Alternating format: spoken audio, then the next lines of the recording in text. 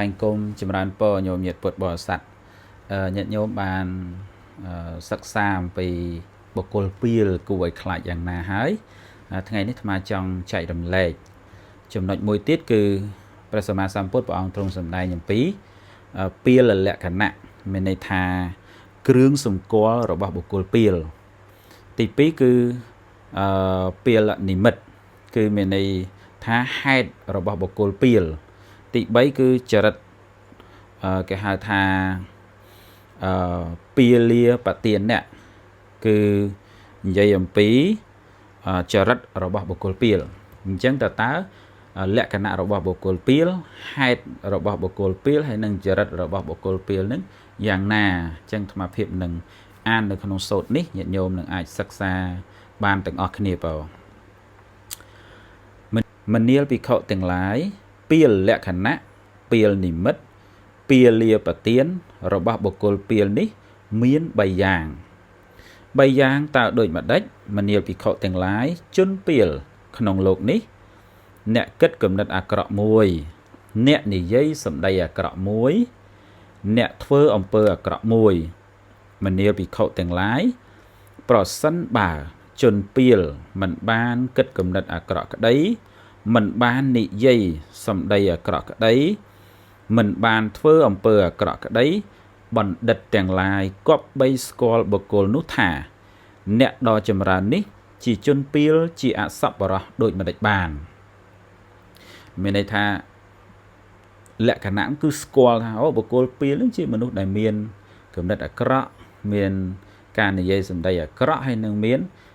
កាយវិការអាក្រក់បើសិនបើគ្មានលក្ខណៈនឹងទេมันអាចសម្គាល់ថាបុគ្គលនឹងជាបុគ្គលពីលបានទេមនាលភិក្ខុទាំងឡាយព្រោះជនពីលជាអ្នកគិតគំនិតអាក្រក់ផងជាអ្នកនិយាយសម្ដីអាក្រក់ផងជាអ្នកធ្វើអំពើអាក្រក់ផងបានជាបណ្ឌិតទាំងឡាយស្គាល់បុគ្គលនោះថាអ្នកដ៏ចម្រើននេះជាជនពីលជាអសប្បុរសពីព្រោះបើគេនិយាយទៅដល់ជនពីលគឺសំដៅទៅលើអាក្រក់3យ៉ាងហ្នឹងឯងអាក្រក់មានកាយវាចាហើយនិងចិត្តបណ្ឌិតទាំងឡាយគឺលោកសម្គាល់ឃើញអញ្ចឹងសម្គាល់ឃើញថាបុគ្គលដែលអាក្រក់ដោយកាយដោយវាចាដោយចិត្តហ្នឹងគឺជាបុគ្គលពីលមនាលភិក្ខុទាំងឡាយពីលលក្ខណៈពីលនិមិត្តពីលាបទាននៃជនពីល3យ៉ាងនេះឯងមនាលភិក្ខុទាំងឡាយបណ្ឌិតលក្ខណៈបណ្ឌិតនិមិត្តបណ្ឌិតាបទានៈបណ្ឌិតាបទានរបស់បុគ្គលជាបណ្ឌិតនេះមាន3យ៉ាងអញ្ចឹងព្រះអង្គសម្ដែងពីលក្ខណៈសម្គាល់របស់ពីលផងលក្ខណៈសម្គាល់របស់បណ្ឌិតផងហេតុរបស់បុគ្គលពីលផងហេតុរបស់បុគ្គលជាបណ្ឌិតផងហើយនឹងចរិតរបស់បុគ្គលពីលផងនិងចរិតរបស់បុគ្គលជាបណ្ឌិតផងមនាលភិក្ខុទាំងឡាយបណ្ឌិតក្នុងលោកនេះជាអ្នកគិតគំនិតល្អមួយនិយាយសម្ដីល្អមួយធ្វើអំពើល្អមួយមនាលភិក្ខុទាំងឡាយប្រសិនបើបណ្ឌិត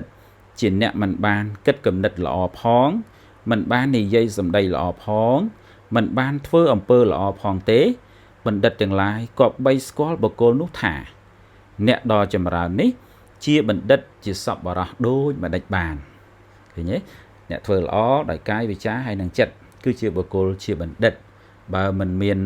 លក្ខណៈ3យ៉ាងហ្នឹងទេគឺมันអាចសម្គាល់ថាជាបណ្ឌិតបានទេ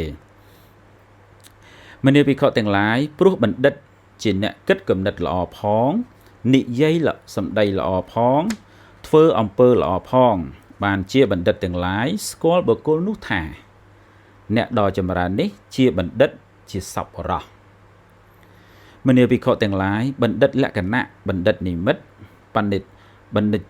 តាបទានរបស់បុគ្គលជាបណ្ឌិត3យ៉ាងនេះឯងមនាលភិក្ខុទាំងឡាយហេតុនោះអ្នកទាំងឡាយត្រូវសិក្សាយ៉ាងនេះថាបុគ្គលប្រកបដោយធម៌3ណាដែលស្គាល់បានថាជាជនពីលបុគ្គលវាធម៌ទាំង3នោះ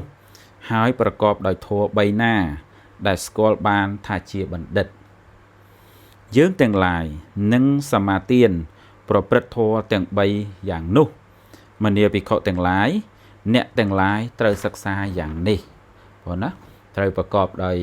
ត្រូវវាដោយធម៌3ហើយនឹងត្រូវចម្រើនដោយធម៌3វាធម៌3គឺវាធម៌ដែលជា ពីលហើយប្រកបឬក៏ចម្រើនដោយធម៌3គឺចម្រើនដោយធម៌ជាបណ្ឌិតគឺធ្វើសេចក្តីល្អដោយកាយធ្វើសេចក្តីល្អដោយវាចានិងធ្វើសេចក្តីល្អដោយចិត្តសូមអនុមោទនា